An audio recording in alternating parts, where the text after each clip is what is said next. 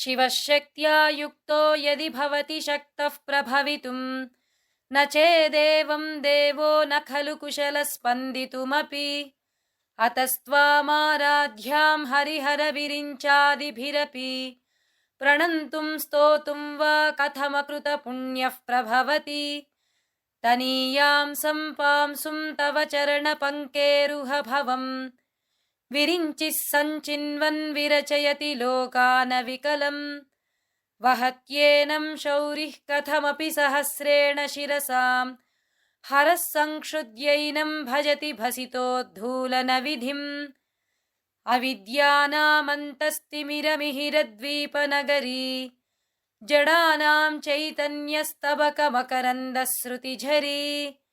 दरिद्राणां चिन्तामणिगुणनिका जन्मजलधौ निमग्नानां दंष्ट्रामुररिपुवराहस्य भवति त्वदन्यः पाणिभ्यामभयवरदो दैवतगणः त्वमेका नैवासि प्रकटितवराभीत्यभिनया भयात्रातुं दातुं फलमपि च वाञ्छासमधिकम् शरण्ये लोकानां तव हि चरणावेव निपुणौ हरिस्त्वामाराध्य प्रणतजनसौभाग्यजननीं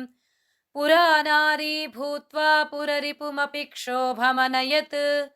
स्मरोऽपि त्वान्नत्वा रतिनयनलेह्येन वपुषा मुनीनामप्यन्तः प्रभवति हि मोहाय महताम् धनुः पौष्पं मौर्वी मधुकरमयी पञ्चविशिखाः वसन्तः सामन्तो मलयमरुदायो धनरथः तथाप्येकः सर्वं हिमगिरिसुते कामपि कृपाम् अपाङ्गात्ते लब्ध्वा जगदिदमनङ्गो विजयते क्वणत्काञ्चीदामाकरिकलभकुम्भस्तननता परिक्षीणा मध्ये परिणतशरच्चन्द्रवदना धनुर्बाणान् पाशं सृणिमपि दधाना करतलैः पुरस्तादास्तान्नः पुरमथितुराहो पुरुषिका सुधा सिन्धोर्मध्ये सुरविटपि वाटी परिवृते मणिद्वीपे नीपोपवनवति चिन्तामणिगृहे शिवाकारे मञ्चे परमशिवपर्यङ्कनिलयां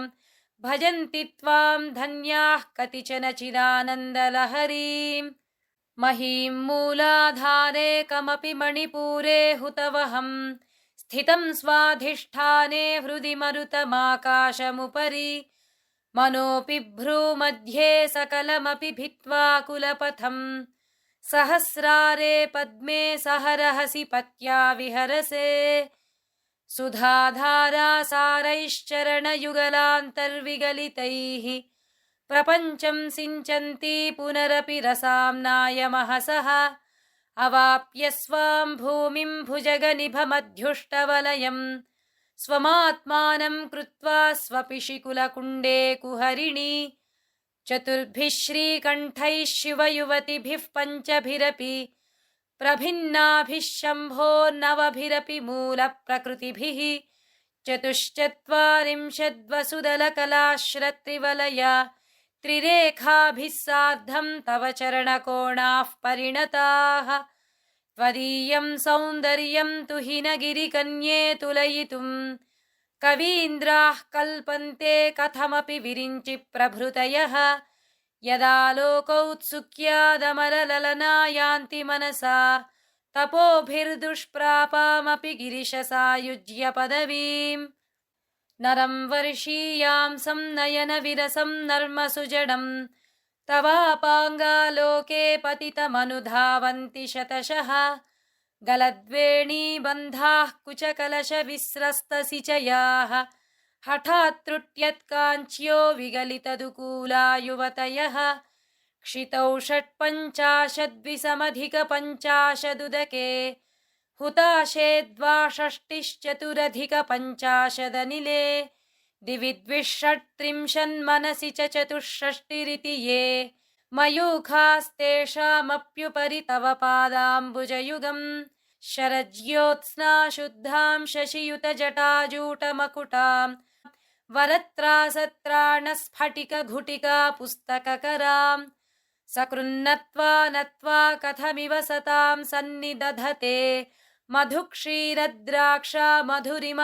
धुरीणाः फणितयः